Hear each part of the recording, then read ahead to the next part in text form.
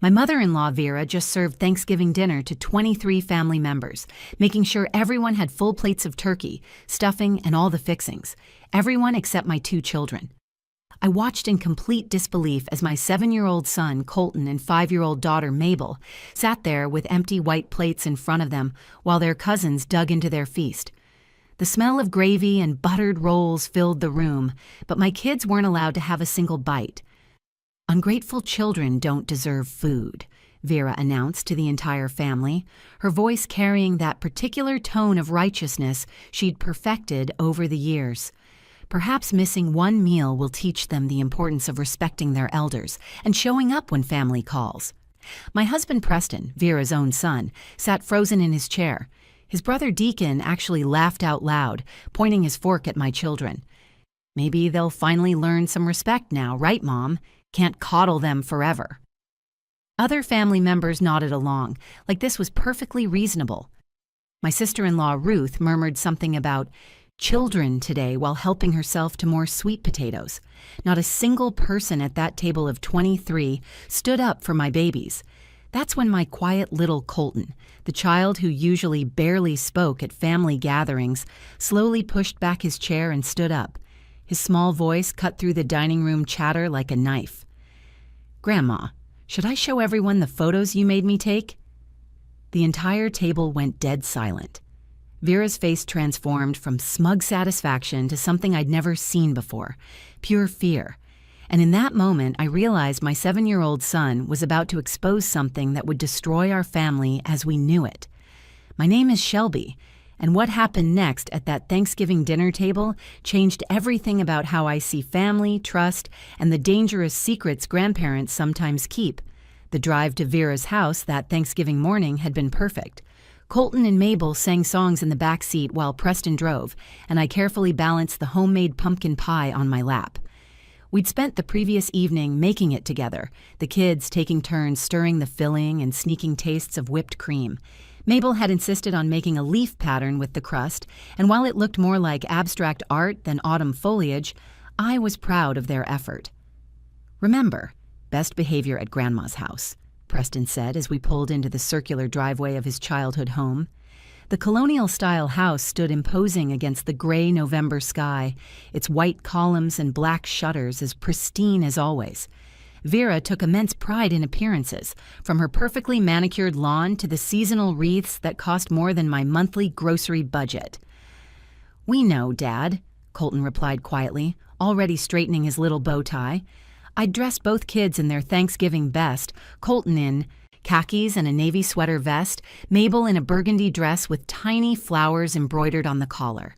Vera always noticed these things, and I'd learned over 8 years of marriage that making the wrong impression could sour an entire visit. The moment we stepped onto the porch, the door swung open.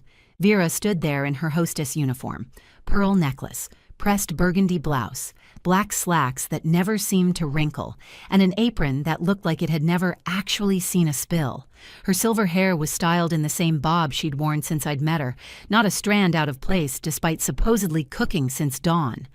"Finally," she said, glancing at her watch, even though we were 15 minutes early.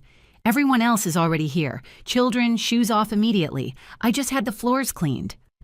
Colton and Mabel quickly removed their dress shoes, placing them neatly by the door. I noticed at least a dozen other pairs scattered haphazardly, but said nothing. Different rules always seem to apply to my children in this house. "Mom, you didn't need to cook everything yourself," Preston said, kissing her cheek. Shelby offered to bring sides. Vera's eyes landed on the pie in my hands. "Oh, how thoughtful. Homemade, I see. Well, we'll see if there's room on the dessert table. I did order 3 pies from that French bakery downtown. You know, the one that won all those awards." I forced a smile. "The kids helped make this one. It's from your mother's recipe, actually, the one Preston loved growing up." Something flickered in Vera's expression, but she simply took the pie from my hands. "How nice. Children, your cousins are in the playroom. Don't touch the display cabinet." Colton took Mabel's hand and they walked toward the sounds of laughter and video games coming from down the hall. I watched them go, noting how Colton's shoulders tensed as soon as we entered this house. He'd been doing that more lately, ever since September. The house smelled like a magazine spread: turkey, rosemary, cinnamon, and that expensive candle Vera always burned during holidays. Preston's brother, Deacon, appeared from the living room, beer already in hand despite it being barely noon. "There's my baby brother." He clapped Preston on the back hard enough to make him stumble. Ruth's in the kitchen, helping Mom pretend she wants help. Dad's holding court in the den with the uncles, talking about his golf game. Harold's voice drifted from the den, warm and booming. I'd always liked Preston's father. Unlike Vera, he seemed genuinely happy to see everyone, remembering little details about our lives and asking real questions. Lately, though, Preston mentioned his dad seemed more tired, more withdrawn at family gatherings. "Shelby, don't just stand there," Vera called from the kitchen. "If you insist on helping, you can set the table. The good china, obviously. Place cards are on the sideboard." I made my way to the dining room, where the massive mahogany table had been extended with both leaves. 24 place settings. I counted the place cards as I arranged them. Aunts, uncles, cousins, second cousins, Preston's godparents. Everyone who mattered to Vera would witness whatever performance she had planned for today. As I set each place with military precision, remembering Vera's exact specifications from previous dinners, I thought about the birthday incident 2 months ago. Mabel had been hospitalized with pneumonia, and we'd missed Vera's 68th birthday dinner. We'd called, sent flowers, had the kids make cards, but Vera's voice had been ice when she said she understood. I should have known she didn't. The table looked perfect when I finished. Crystal glasses catching the light from the chandelier, silver polished to a mirror shine, cloth napkins folded into precise triangles. Everything exactly as Vera demanded. I had no idea that in less than an hour, this perfectly set table would become a battlefield, and my 7-year-old son would be the unexpected general who would finally stand up to the woman who'd controlled this family for decades. "Time for dinner." Vera's voice rang through the house with the authority of a ship's captain. Family members began streaming into the dining room from every corner of the house. Uncle Roger abandoned the football game mid-play, cousins thundered down the stairs, and Aunt Patricia emerged from the bathroom where she'd been touching up her lipstick for the 3rd time. I helped Colton and Mabel find their seats, noticing Vera had placed them at the far end of the table, separated from Preston and me. "Mom, why can't we sit with you?" Mabel whispered, her small fingers gripping my hand. "It's okay, sweetie. You're right next to Cousin Emma. You like Emma." I smoothed her hair and gave Colton an encouraging nod. He pulled out his sister's chair like the little gentleman I'd raised him to be. Vera stood at the head of the table, surveying her kingdom. Harold sat at the opposite end, looking slightly confused about the seating arrangement. Preston and I were placed in the middle sections, separated by various aunts and uncles I only saw twice a year. "Before we begin," Vera announced, lifting her wine glass, "I want to thank everyone for making time for family. Some of us understand that nothing is more important than showing up for those we love." Her eyes lingered on my children for a moment too long. My stomach tightened. She began serving with great ceremony, personally placing food on each plate rather than passing dishes around like normal families. "Uncle Roger, you get extra stuffing. I know it's your favorite. Patricia, light on the gravy, watching your figure. Deacon, double helping of turkey for my hardworking son." Everyone cooed and thanked her as she made her way around the table. She served Preston, then me, making comments about each dish. "Shelby, I gave you mostly vegetables. I know you're trying to be healthier these days." I wasn't, but I smiled anyway. When she reached Emma, sitting next to Mabel, she served the 8-year-old a beautiful plate. Then she walked past Mabel entirely and past Colton. "Mom!" Preston's voice cracked with confusion.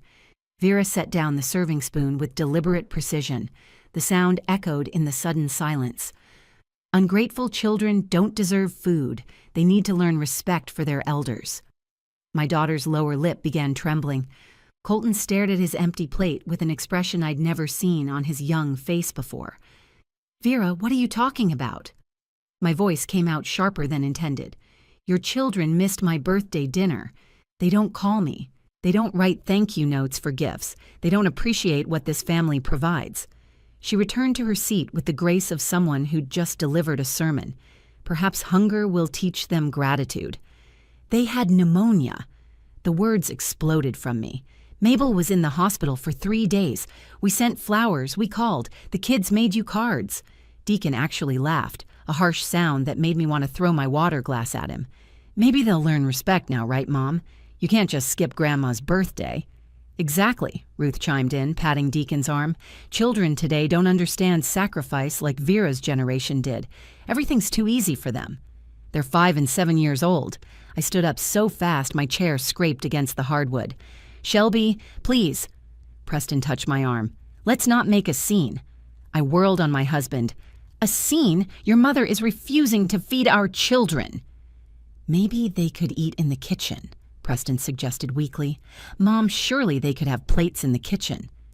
Preston Michael Henderson, Vera's voice could have frozen fire. I am teaching your children a valuable lesson about family loyalty. Would you undermine that? Aunt Patricia nodded sagely. Sometimes tough love is necessary. When I was young, missing a meal was common punishment. This is insane, I said, looking around the table. All of you are just going to sit here and eat while 2 children starve? Starve is rather dramatic, Uncle Roger mumbled through a mouthful of turkey. It's 1 meal. Harold finally spoke up from the far end. Vera, dear, perhaps this is excessive. They're just children. Harold, you don't remember, but they missed my birthday. Vera's tone suggested the conversation was over. You were confused that day, remember? You kept asking where everyone was. I don't recall being confused, Harold said slowly. Of course you don't, dear. That's part of the problem. Vera took a delicate bite of cranberry sauce. Everyone, please eat. The food's getting cold. The room filled with the awkward sound of forks against plates. Some family members ate eagerly, apparently unbothered.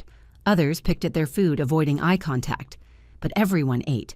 Everyone except my 2 babies, who sat there, like orphaned children at a feast. I was about to grab my kids and leave when Colton's small, clear voice cut through the uncomfortable silence like a blade. Grandma, should I show everyone the photos you made me take? The question hung in the air like a thunderclap. Vera's fork stopped halfway to her mouth. The piece of turkey fell back onto her plate with a soft plop that seemed impossibly loud in the sudden silence. What photos, sweetheart? I asked, my maternal instincts immediately alert to something significant happening.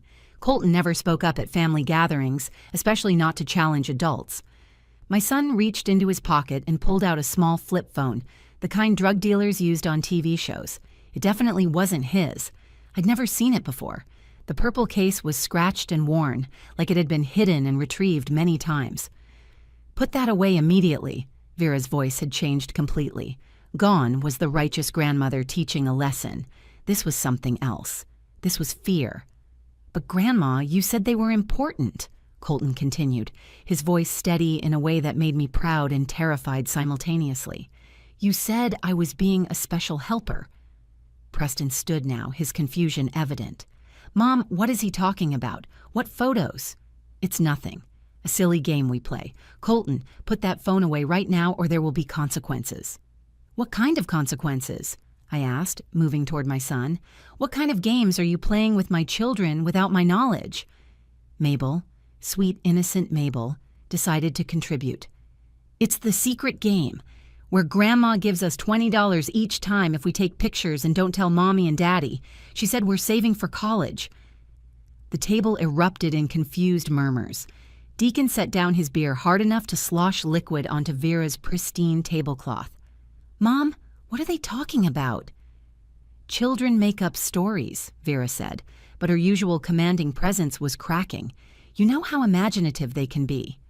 These aren't stories, Colton said, scrolling through the phone with the expertise of someone who'd done it many times. You taught me how to use this phone. You said it was our special secret and that good grandchildren help their grandparents. Show me that phone. I reached for it, but Vera suddenly lunged across the table, knocking over a gravy boat in her desperation. That's private property. You have no right. Preston intercepted his mother's reach, gently but firmly holding her wrist. Mom, if it involves my children, it's not private. Colton, give me the phone. Colton walked around the table, avoiding his grandmother's increasingly frantic attempts to grab the device. He handed it to his father with the solemnity of someone passing over evidence. Preston opened the phone, his eyebrows furrowing as he began scrolling. "Mom, these are photos of pill bottles. Dozens of them." "Medications need to be documented," Vera said quickly. "For insurance purposes." I was teaching them responsibility. "By having them photograph Grandpa's medications without telling us?" I moved closer to Preston, looking at the screen. The images were methodical, each pill bottle photographed from multiple angles, showing the labels, the pill counts, the prescription dates. "There's more, Dad," Colton said quietly. "Keep going." Preston's face went pale as he continued scrolling. "These are bank statements, investment accounts, legal documents." "From Grandpa Harold's desk," Mabel added helpfully. "Grandma said we had to be super quiet and quick when he was napping. Like spies. She made it fun." Harold stood up shakily at the far end of the table. "My desk? Vera, you had the children going through my private papers?" "And the signatures," Colton added, his voice even smaller now, as if he was beginning to understand the gravity of what he was revealing. "She had us take pictures of Grandpa signing things, lots of pictures of his signature." Ruth gasped audibly. "Vera, that sounds like you were collecting signature samples." "Don't be ridiculous," Vera snapped, but her face had gone from red to ashen. "I was simply organizing our finances. Harold has been forgetful lately. Someone needs to manage things." "I haven't been forgetful," Harold said, his voice stronger now. "You keep telling everyone I'm forgetful, but I remember everything clearly, except when I take those new pills you give me. Then things get fuzzy." Preston was still scrolling, his expression growing more horrified. "Mom, there are photos here of Dad sleeping. Why would you have the children photograph Dad sleeping?" "To show how much he sleeps," Vera's voice pitched higher. "To document his decline. Someone has to be responsible." "She gave us special candy after," Mabel said. "The kind you don't let us have, Mommy. The sour ones that make our tongues blue. She said we earned them by being good helpers and keeping the secret." I felt my hands shaking with rage. "You bribed my babies to spy on their grandfather? You turned them into your personal surveillance system." "How long has this been going on?" Preston demanded. Colton looked at his shoes. "Since the summer. Since right after Grandpa's birthday party. Grandma said Grandpa needed our help, but grown-ups wouldn't understand." Preston's hands trembled as he continued scrolling through the phone. "Mom, this photo shows Dad's signature on a blank paper. Just his signature, nothing else on the page." "That's from last week," Colton said quietly. "Grandma said Grandpa was too tired to read the whole document, so she'd fill it in later to help him." Harold gripped the edge of the table, his knuckles white. "Vera, what have you been having me sign?" "Nothing important, just household matters," Vera said, but her voice had lost all its authority. She looked smaller somehow, cornered. "These aren't household matters." Preston's voice rose as he found more photos. "This is a power of attorney document. Mom, you had the children photograph Dad signing power of attorney?" "And this one," Preston continued, his face going from pale to flushed with anger. "This is a quitclaim deed for the lake house. Dad, did you know you signed over the lake house?" "I never signed anything about the lake house." Harold moved toward Preston with surprising speed for his age. "Let me see that." The room erupted.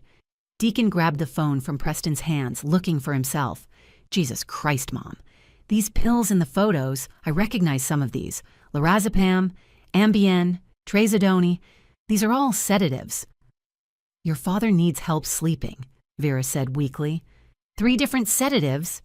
Deacon scrolled frantically. "At these doses, Mom, this could kill him, or at least make him confused enough to sign anything." Ruth had gone to Harold's side, supporting him as he swayed slightly. "Harold, how long have you been taking all these medications?" "Since August," Harold said slowly. "Vera said the doctor prescribed them for my memory issues, but I didn't have memory issues until I started taking them." "Which doctor?" I demanded. "Which doctor prescribed these?"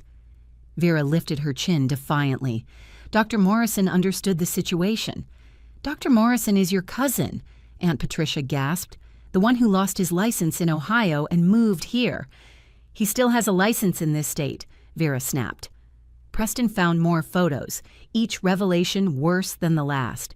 "Mom, these are photos of Dad's investment portfolios, his retirement accounts. Everything's been documented. Kids, why did Grandma want all these photos?" Colton's bottom lip trembled. "She said Grandpa was sick and might forget where he put everything. She said we were helping make sure nothing got lost when he got more confused." "She made us practice," Mabel added, twirling her fork nervously. "Practice what to say if anyone asked us about Grandpa." "What did she tell you to say?" I knelt beside my daughter. "That Grandpa gets confused, that he forgets our names sometimes, that he sleeps a lot and doesn't remember things, but Grandpa always remembers my name. He remembers I like unicorns and that Colton likes dinosaurs." Harold's voice cracked. "I've never forgotten my grandchildren's names. Never." "But you told Dr. Hamilton you had," Vera said desperately, "at your last appointment." "You mean the appointment where you gave me 3 pills before we left and I could barely stay awake?" Harold's voice grew stronger with each word. "The appointment where you did all the talking while I sat there like a zombie?" Preston found something else on the phone that made him stagger backward. "Mom, this is a photo of a life insurance policy, a new one, taken out in September, for $5 million. Estate planning is responsible parenting," Vera said, but even she seemed to know how weak it sounded. "With you as the sole beneficiary." Preston's voice was deadly quiet. "Not your children, not your grandchildren, just you." "There are more signatures," Colton said, tears now running down his face. "Lots more. Grandma said I was doing such a good job. She said I was her special helper and that someday when Grandpa went to heaven, she'd make sure I got money for college because I helped protect the family." The sound Harold made was inhuman, a cry of betrayal that seemed to come from his soul. "Vera, we've been married 43 years. 43 years. And I've managed this family perfectly for all of them." Vera stood, trying to reclaim some dignity. "You were getting older, making mistakes. Someone had to take control before you gave everything away or got swindled. The only person swindling him was you," I shouted, unable to contain myself any longer. Deacon had his phone out now. "I'm calling 911. Dad needs to go to the hospital, get those drugs out of his system, and then we're calling the police." "Don't be dramatic," Vera said, but her hands were shaking now. "This is a family matter." "No, Mom," Preston said quietly. "This is elder abuse. This is fraud. This is attempted murder, considering those drug dosages." "And you used my children," I said, my voice raw with rage and hurt. "You turned my 7-year-old and 5-year-old into accomplices to your crimes." The paramedics arrived within 15 minutes, followed closely by 2 police officers. Harold's blood pressure was dangerously low, and the EMT confirmed that the combination of sedatives in his system could have been fatal if continued much longer. They took him to the hospital immediately, with Ruth riding along to provide support.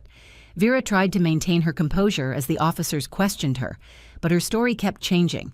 First, the medications were prescribed. Then they were necessary. Then Harold had agreed to them. Finally, she demanded a lawyer and refused to say anything more. The officers collected the phone as evidence, along with several prescription bottles from Vera's bathroom cabinet that Harold confirmed he'd never agreed to take. 2 weeks later, I sat in my own kitchen with Colton and Mabel, helping them process everything that had happened. The investigators had interviewed them gently, with a child psychologist present, and confirmed what we'd already suspected. Vera had been systematically drugging Harold since August, using the children to document his assets and collect signature samples. She'd already transferred nearly $200,000 to accounts only she controlled. "Mom, are we in trouble?" Colton asked, pushing his cereal around his bowl. "No, sweetheart. You did nothing wrong. You were incredibly brave to speak up when you did." "But Grandma said keeping secrets was part of being in a family," Mabel said softly. I pulled both my children close. "Listen to me carefully. No adult should ever ask you to keep secrets from Mommy and Daddy. Not for money, not for candy, not for any reason. Real love doesn't require secrets." Preston joined us at the table looking exhausted. He'd spent the past 2 weeks helping his father untangle the financial mess and dealing with the criminal investigation. "Dad's doing better. The doctors say there's no permanent damage, thank God. The confusion and memory issues were entirely from the drugs." "What's going to happen to Grandma?" Colton asked. Preston sighed deeply. "She's facing charges for elder abuse, fraud, and forgery. The district attorney says she'll likely take a plea deal. Prison time is almost certain." The hardest part was explaining to the children that someone who was supposed to love them had used them as tools in a crime. We found them a wonderful therapist who specialized in helping children process family trauma. Slowly, they began to understand that what happened wasn't their fault. Harold moved in with us temporarily while he recovered, and the divorce proceedings began. One evening, he sat with Colton and Mabel, tears in his eyes. "You two saved my life. You know that, right? If you hadn't been brave enough to tell the truth, Grandma might have succeeded." "Were you really getting sick, Grandpa?" Mabel asked. "No, sweetheart. I was never sick. Grandma just wanted everyone to think I was so she could take control of our money." He hugged them both tightly. "But you two are heroes. You stood up to a bully, even though that bully was someone we all trusted." The family fractured in predictable ways. Deacon, horrified by his initial laughter at the Thanksgiving table, apologized profusely and became one of our strongest supporters. Some relatives sided with Vera, claiming we'd blown things out of proportion. We cut those people out of our lives without hesitation. 6 months later, at a much smaller Thanksgiving gathering, we sat around our own table. Harold was there, healthier than he'd been in years. Deacon and Ruth came with their kids. A few aunts and uncles who'd supported us through the ordeal joined us. It was quieter, simpler, but genuine. "What are you thankful for?" I asked Colton as we went around the table. He thought carefully. "I'm thankful that telling the truth is always right, even when it's scary." Mabel added, "I'm thankful that Grandpa is better and that we don't have to keep secrets anymore." The investigation revealed that Vera had been planning this for over a year, researching Harold's assets, connecting with her disgraced cousin for the prescriptions, and waiting for the right opportunity. She'd chosen my children specifically because she knew they were young enough to manipulate, but old enough to operate a phone camera. The lesson we learned as a family went beyond just watching for elder abuse or financial crimes. It was about the insidious nature of family manipulation, how someone can weaponize love and loyalty against the very people they claim to protect. Vera had counted on family politeness, on the reluctance to make scenes, on the assumption that grandmothers always act in good faith. But she hadn't counted on a 7-year-old boy's courage to stand up when he saw his little sister about to cry over an empty plate. Sometimes, heroes come in the smallest packages, wearing bow ties and carrying secrets they're finally brave enough to share. If you found value in this story, please give it a thumbs up and share it with someone who needs to hear it. Your comments about your own family experiences help build our community of support. And don't forget to subscribe to our channel for more real-life stories that remind us all to trust our instincts and protect those we love.